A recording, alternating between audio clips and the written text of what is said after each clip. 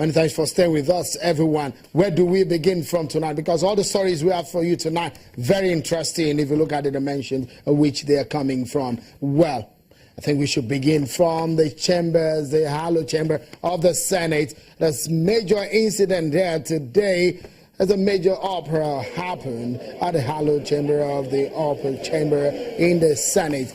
The relationship between the All Progressives Congress and the People's Democratic Party in the Senate was jolted as PDP lawmakers staged a walkout at plenary to protest about a lawmaker who defected to the ruling APC. Senator Yele Omogunwa, in a letter read by the Senate President, Dr. Bukola Saraki, at plenary, informed lawmakers of his decision to leave the PDP for the APC. The PDP lawmakers consequently demanded that the Senate President should declare Senator Yele Omogunwa's seat vacant.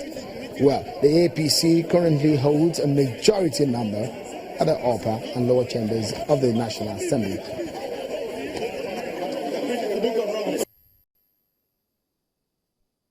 Senate President or the Speaker ought to declare that seat vacant. And so we made a passionate appeal to the Senate President to do the needful, to take the legal step in order to stop political rascality in Nigeria, and in order for us to have a settled caucus, and of course not just of the PDP, but of the APC, so that we can face the business that we came here. And another colleague of ours stood up to interpret the Supreme Court decision, saying that it was on the issue of the election and not on the issue of the chairmanship of the party. The moment the Supreme Court did its pronouncement, it was clear. If the Supreme Court does not recognize the chairman of the party, there is no way the candidate of that chairman will be accepted. And it goes, of course, with other incidental decisions. So we felt that for now, for today, the way we see it is that maybe our contributions are not wanted, and that the excitement of the ruling APC is that they can do it on its own. And I don't think that it will occur well for democracy. And so we had to make our point very clear to the nation that, yes, indeed, we do not support political rascality, and that this is not the right time for somebody to cross carpet, realizing that a party is one. And the moment there is no division in a political party and you cross carpet, you cannot go there and sit down with relish.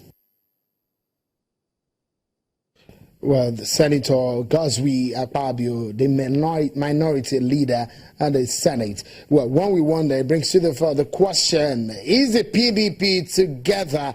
Because the Supreme Court judgment has validated the fact that if you as a lawmaker wants to carpet cross, you must be sure that your party is in crisis and there are factions within the party. You must be able to establish that fact. One question is the PDP together? Is Senator Omogunwa's decision to move from the PDP over to the other side in the APC justified? Well, let's look into the crisis rocking the PDP, which of course is one of the major reasons why Senator Yele Omogunwa has moved to the APC. Don't forget also the former governor of Plateau State, Senator Joshua Dare, he also cited this same scenario, and he has moved from the PDP to the APC. But some have said the storm is over with the PDP, considering the decision of the Federal High Court. But Senator Alimadu Sherif believes he remains the chairman of the People's Democratic Party.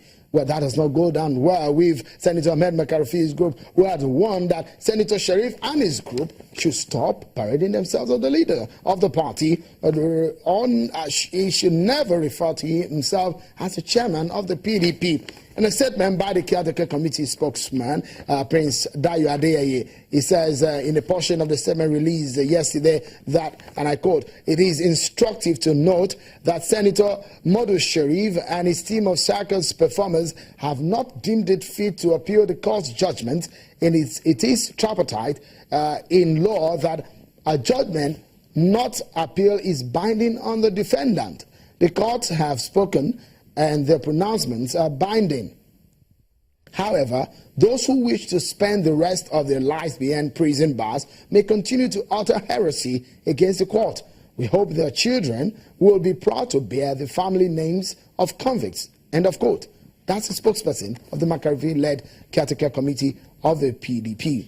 Well, a former political advisor to former President GULAK Jonathan, Mr. AHMED GULAK, joins us from our Abuja studio, and we shall be talking about this matter and what exactly is a way forward for the People's Democratic Party. Many thanks for joining us on the program. Let's begin by asking you, we've seen the defection in the National Assembly, we've seen the loss of the party at that election. Some people will wonder, who is the chairman of the PDP, or where is the PDP standing in terms of the crisis confronting it?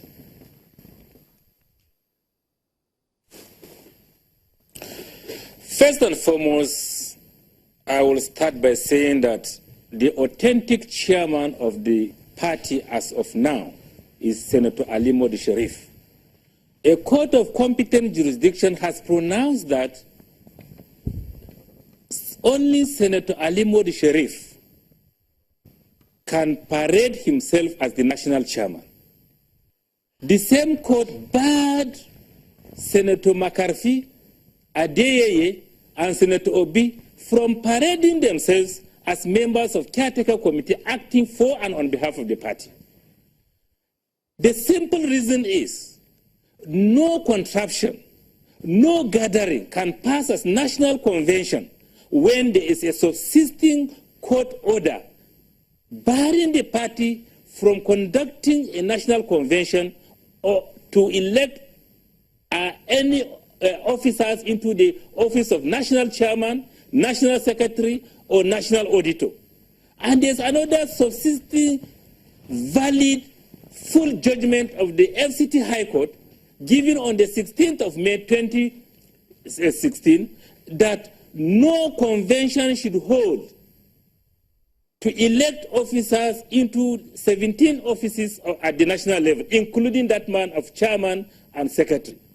And the question is, can group of people gather themselves and term themselves as convention officers in flagrant disregard of subsisting standing valid court judgment and court order? Mr. GULAK, no. one we the wonder, contraption in Port Harcourt, Mr. GULAK, if I may quickly bump in here so that let's give perspective to this conversation.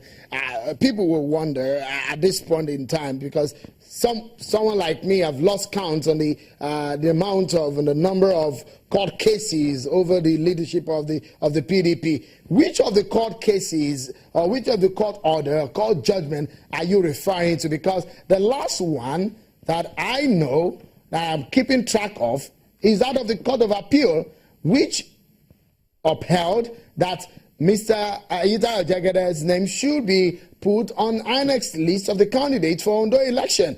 That will suggest that the court, the appeal court, recognized the Senator Ahmed McCarthy group. That judgment of the Court of Appeal was setting aside the judgment of Justice Abang on the fact that the Southwest executive of the party remained with Poroyo.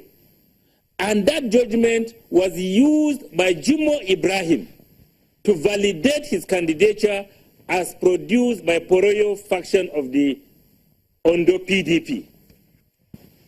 That was the judgment that the Court of Appeal touched upon.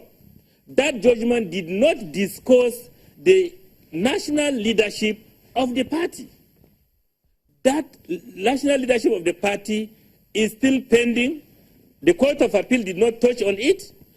Only the Federal High Court in Abuja, in Lagos, and in Port Harcourt touched on the leadership of the party at the national level. The fact now is the Federal High Court in Abuja and the Federal High Court in Lagos came out clearly to say that Senator Ali Modi Sharif is the national chairman. That court order of Lagos has not been set aside. It has not been appealed against. It has not been set aside on appeal. That judgment of Federal High Court touching on the leadership of the party that declared Ali Modi Sharif as the national chairman has not been set aside on appeal. So people should understand that the Court of Appeal judgment that restored Jagede's name on the INEC list was based on the judgment that touched on the Southwest leadership of the party, including on those state chapters. Mr. GULAK, just if you may pause there, we would like to take a moment, and when we return, a big question is, where is the PDP going from these various stalemate for a party which says it will bounce back to win election in 2019? How does he want to perform, make that happen? We'll find out after this break. Join us again.